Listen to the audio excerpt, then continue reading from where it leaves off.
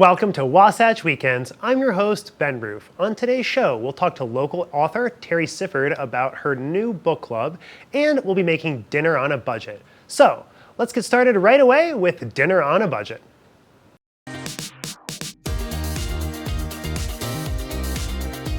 Today, we're cooking on the theme of how to cook without really cooking. That's my favorite kind of cooking. Yes. I'll admit. Yes. Because as Steve would understand, or many people that have houses here in the Park City area, and their college kids come home, they show up with friends. And what do you do with them? They bring the refreshments, but they still want to be fed. So this episode is about how to feed people 10 or more for under $30 and make sure that they're satisfied. I love it. Steve, everyone always knows, what do you have to do? You got to have the 5 Ps. The 5 Ps. So we're making our spaghetti, not from scratch, because I've had friends send me 3 pages of how to make spaghetti sauce. Wonderful, but this is not what we're going to do. We're not. We're scratching that. That's We out the are window. going with the 5 Ps. 5 Ps. Okay. I'm Prego. curious. Prego. Puree. Puree. Paste. Paste. That's 3. 2 more. We're in Parmesan. suspense. Parmesan. And last but not least, pasta.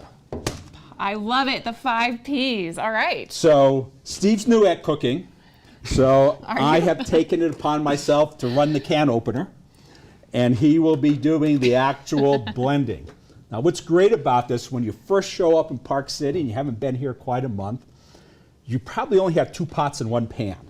So we have to do everything with 2 pots and 1 pan. So you want to get going, Steve? You ready? Okay, We're I'm off going to to move out the of your races. way. You So scoot the in first there. ingredient in our spaghetti sauce is Prego. There you go, Master Chef. So is it Prego because it's a pea, or do you have an affinity and natural liking to Prego? You could use anything that's out there, and it's pretty cool. There's our first pea. Perfect. Perfect. Now, I'm going to shake it up here a little bit, because instead of puree, I'd rather have crushed tomatoes and basil. This is a lot better than puree. So I'm going to open this can up here.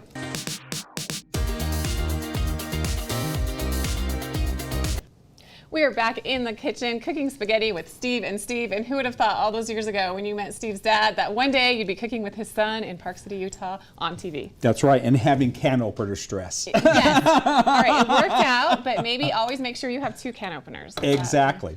So we started off on our 5 Ps by putting in a jar of Prego. Now we're going to the second P, which would have been puree, but we're going to use crushed tomatoes. And Steve, have at it. Second P. So those crushed tomatoes add that texture, kind of those spices, Yeah. make it a little chunkier. And now we're going to put the paste in. For our third P is the paste. All right. See, Steve, I think you're going to become a chef.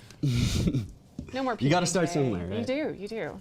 Now the paste is great because it will thicken up your sauce, and it allows you to do a variety of other things, like what you add to your sauce, be it vegetables or meat or even a little bit of red wine later on. So we've got the base of our sauce done. Now we're going to go to adding to it to make it a little oomph to get it going. So we've chopped some onions, and Steve, you're going to throw the onions into the pan. Let them start to dump the whole thing in there. Just don't be shy. Yeah. Let them start sauteing. And you start off with your onions because they require the most cooking. And we'll let them cook here, and they're starting off. To this mixture, we're going to be adding mushrooms, which gives it a nice earthy flavor. And folks seem to always like that. And then, after we get our onions sauteed up, which we already have some example here, so we'll just put them into the sauce. The magic of TV. We have some pre-sauteed onions going in right now. Smells delicious. It's looking does smell good. Now with your onions cooking there, we only have 1 pan. We want to saute the onions there, And then we have our chopped mushrooms. And the mushrooms can go in once the onions are like a golden brown, and they're starting to sizzle now. Oh yeah. When they're golden brown, mushrooms have a lot of water in them. So when you add them in there for the flavor, leave them uncovered so that the moisture in the mushrooms can evaporate, just leaving the flavor behind. So Steve, why don't you do that now?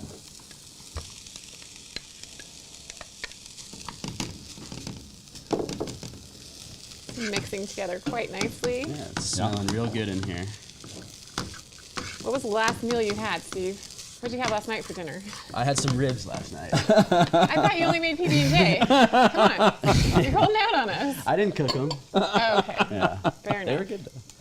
So that's our way. And we already have some pre-cooked mushrooms here. You'll add those into the sauce there, Steve. Here we go. I think we need a visual of this sauce. Let's maybe tip it Yeah. up and see how good that looks. All those different textures and flavors. Will be delicious spaghetti. A little bit of oomph. All right, you want to keep mixing that? Let's do it. Now, for informational purposes, all the steps that we have taken so far, including the Parmesan cheese, cost $17.86. That's a deal. It's And a you real said good 10 deal. people. This is You can feed 10 people with this, yes. This is great when my son brings all his teenage friends over. I know what I'm making next time. Yeah. And so the onions are getting a little more cooked here, and I like a lot more vegetables in my sauce. And so they're getting almost done. And Steve, you can put those in there too. All right. Yeah. Add it all in there. Yeah. So do you cook a lot, Steve, when you're at home? Not really, because it's just Patty and myself. Okay. And cooking for two people is difficult because you get a lot of waste. That's true. A lot of That's leftovers. true. A lot of leftovers. So, if you stir that up, Steve, now we're to the part where, what kind of meat products do you want in? You could put in sausage, or we can put in hamburger. All right. And that's what we're going to do right now, is put in our hamburger using the same pan that we did before. It's nice and hot. And Steve, why don't you open that and throw that in? And while- start sizzling that way, and we'll start to get the water boiling here And while that for the all pasta. happens I'll and turn cooks, that on. Looks good. We are Yeah. going to head to break while we cook this hamburger and boil this water, but you don't want to miss the final product. It's going to be really, really good. So spaghetti with Steve and Throw it Steve. in. Stay tuned. We'll be right back.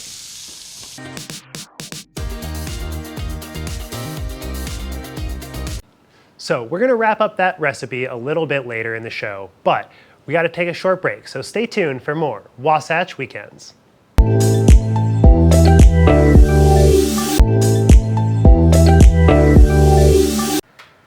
Welcome back to Wasatch Weekends. We are joined by Terry Sidford, an author, podcaster, TEDx speaker, and just general personality. Welcome to the show, Terry.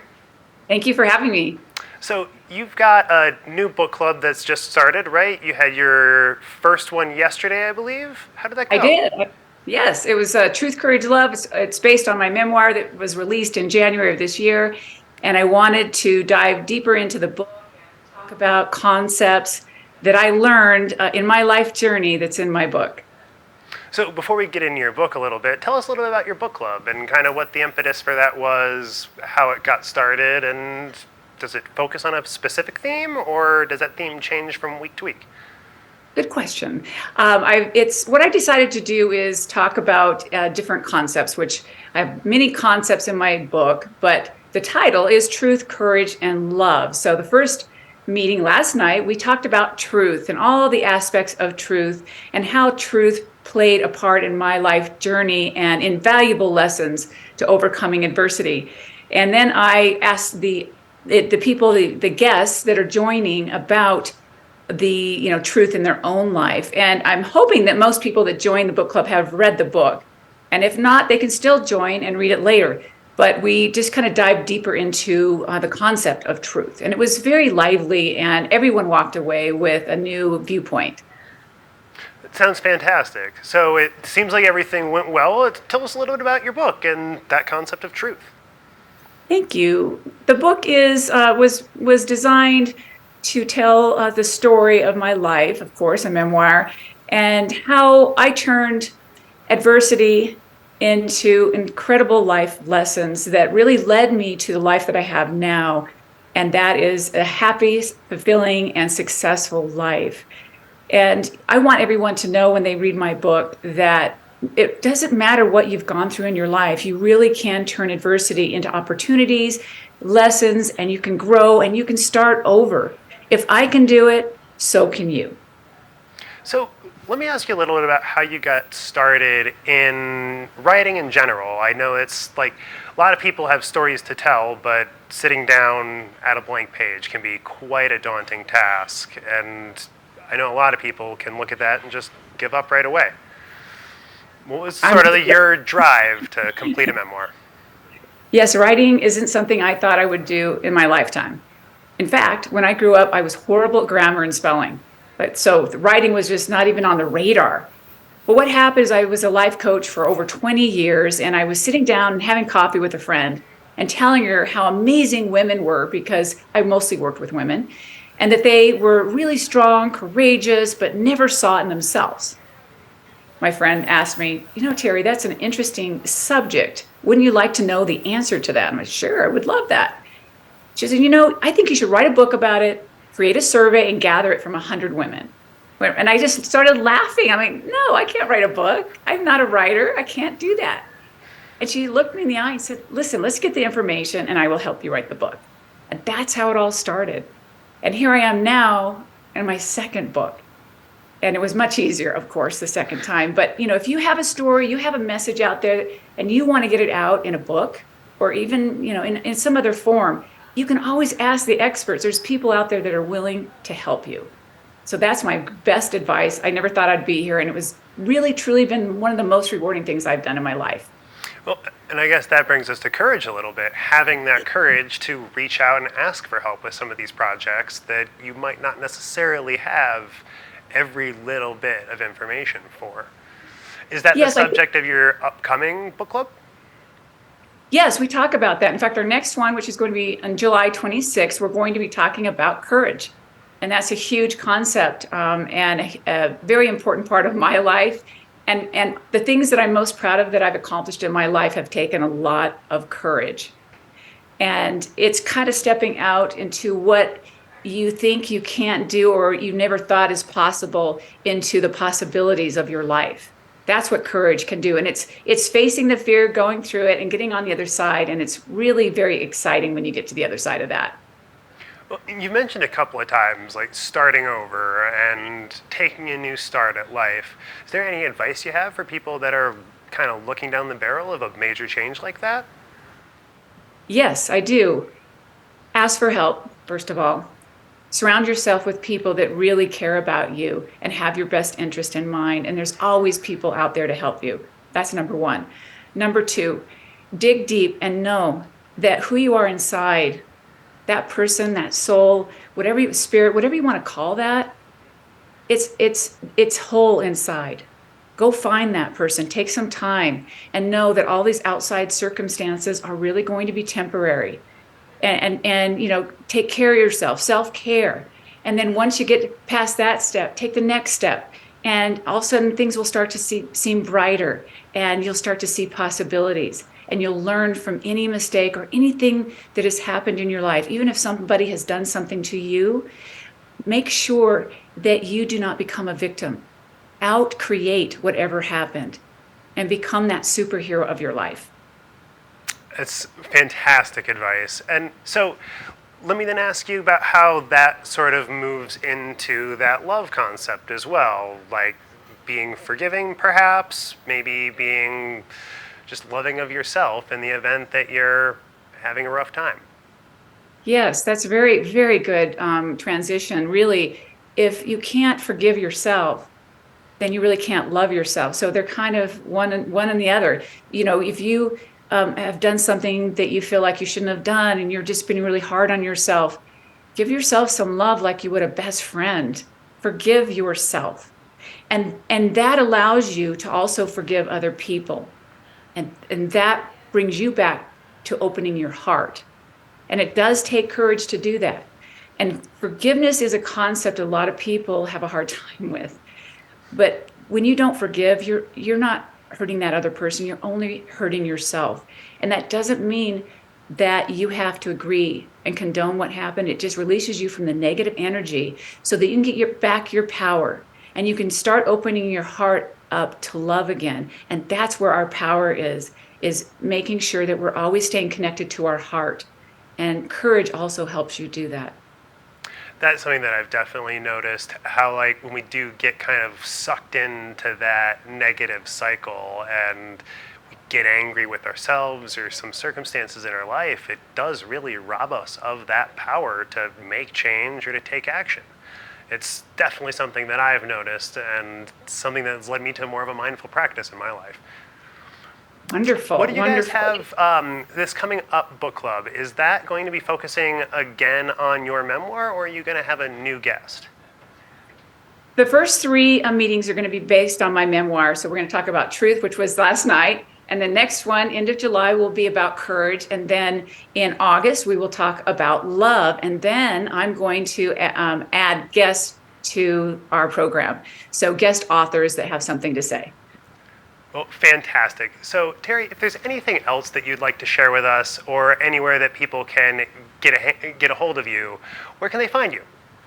They can find me on my website or on Instagram, Facebook, and all the social media links.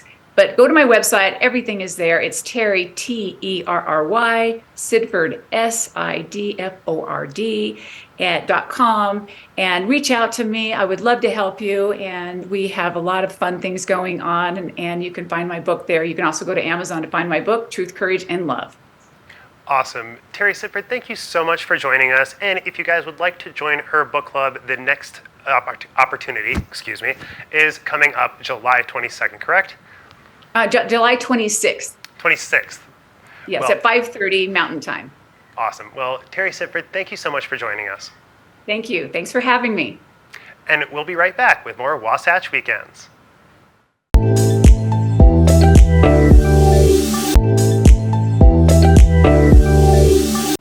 Welcome back to Wasatch Weekends. We've been working a little bit on a fantastic dinner that you can make on a budget. So let's take a quick look at how that wraps up.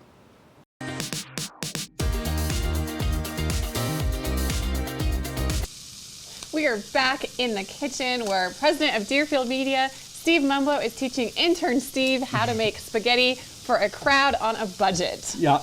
And through the magic or miracle of a commercial break, we have cooked ground beef and much more. What's next? Well, we made our spaghetti sauce, and we put in a store-bought spaghetti sauce, Prego in this instance. You can use whatever you like. Then you put in a can of puree and a can of paste, which is what we've done.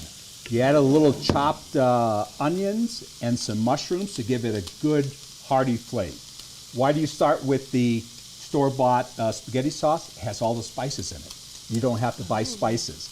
It's got the oregano, the basil, and everything else. And that is your most expensive items to buy, is spices. Yeah. Although we do have a little Italian spice, which Steve will use at the end and flavor to his liking. All right. So we've made our base spaghetti sauce, and as you see, it takes 10 minutes. Now we've browned our ground beef using the same pan that we cooked our onions and mushrooms in. So we're cutting down on what we have to wash. And so Steve, dump it in there now. All right. And what we have in our kitchen. Do you have any of these pots, pans in your kitchen right now, Steve, here in Park City? I do. You do? Well, Okay, good. whether I will use them is a whole nother question. Well, you will now. Now that you know how to make spaghetti, especially Steve's version, I think you'll be inspired, right? Of course. It smells real good. Yeah. It does smell good. So our spaghetti sauce is done. And a good thing with the sauce, you can make this in the morning. And you can go out skiing. And when you come back skiing, in addition to having your friends drop by, but if you're just here on vacation, after skiing, you go to the hot tub and you enjoy the down day. Who wants to cook? No one. It's already done. It's done. All you really have to cook is your pasta. And have al dente pasta. It takes 7 minutes. And so our water's beginning to boil here, and I'm going to throw in some of our pasta. We're just going to crack it in half here so that it all fits. And your meal is done in 7 minutes. Done and done. And you can feed people. Now, if some people say, well, we need a salad for this, you know, especially the younger folks may not want the salad. But there's always leftover mushrooms. There you go. And we always save a pepper for them. So So they can have a pepper mushroom salad that's right. and throw in an onion. The leftover. And we got a leftover onion. So it's completely done, the meal, and it's a great and easy way. Now, when we traditionally make this, we also make meatballs, but we're not doing that today.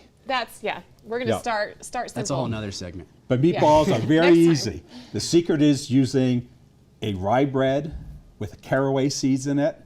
Okay. Just take it, cut the crust off, mix the ground beef with some of your onions and mushrooms and 1 or 2 eggs, and just make the meatballs, put them in the oven for 45 minutes, and they're done. But you really don't need that because there's so much meat product in the spaghetti sauce already.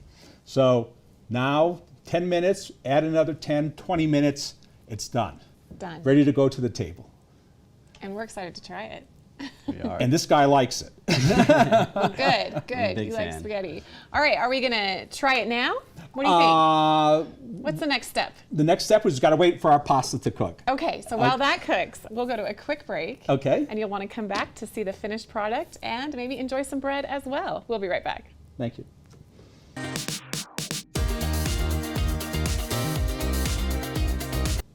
Welcome back to the Spaghetti Show. We are here making spaghetti with Steve. And Steve, it's done. It's done. It looks No problem. beautiful and delicious. Yeah. So this is what the master chef here has concocted in 20 minutes of time. We just need to add one more P, the final P, Parmesan. And throw a little on top for the flavor. Looks good. Awesome. And that's just for you, right? No yeah. one else. Now, if you want to add a little extra to your spaghetti meal, another inexpensive way of doing it is just go to the baker and get yourself a loaf of bread. And I'm going to move this pot out of the way here. Any kind of bread, or do you recommend Well, a you want certain kind? Italian bread. Italian bread. It's not so easy to find Italian bread in Park City. Most of it is What is that? sourdough bread or baguettes. This is a baguette. I'd rather have an Italian bread. Okay. But you take it and you just slice it diagonally without going through the bottom of the crust. And just slice it through this as such. Now, what you've done is just take a stick of butter, a quarter pound of butter, and then you take some blue cheese, Ooh, blue cheese. just a container of blue cheese, and real easy chopped garlic. It's already chopped. You take it out of the tube, and you just squeeze it in. You could do this in the morning. It takes 3 minutes to do it. And what you're going to end up with is a little bit of batter. It's nothing more than butter, garlic, and blue cheese. I wouldn't have thought to add blue cheese. I really like that. Oh, the blue cheese is wonderful on it. Yeah. And now that you've cut your bread, as a way of an example here, you've got all these spaces in it. You fan it out. You just take your spoon and fill each of the sections with a little bit of the butter cheese. And you go all the way through. My mouth And is when it's watering. done, It looks delicious. You doesn't throw it? it into a toaster oven or an oven that you have Whatever you have. at 275 degrees, and you have a wonderful piece of blue cheese garlic bread to go with your spaghetti. Now, after eating that meal, you want to go back to the slopes and do a couple of night runs. Or just chill in the hot tub. And It just, is. But it's a quick, simple, easy meal. Add a salad if you want, and you've taken care of your guests.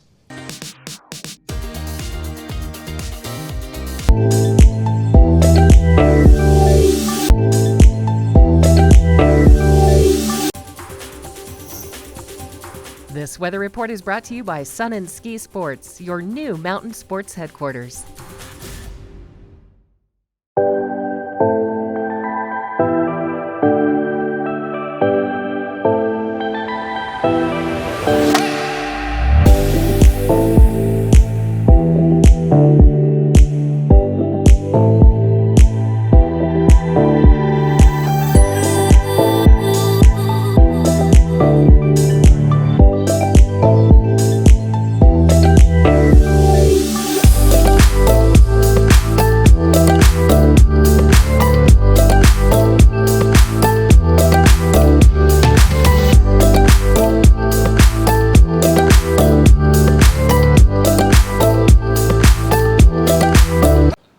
Thank you so much for joining me today.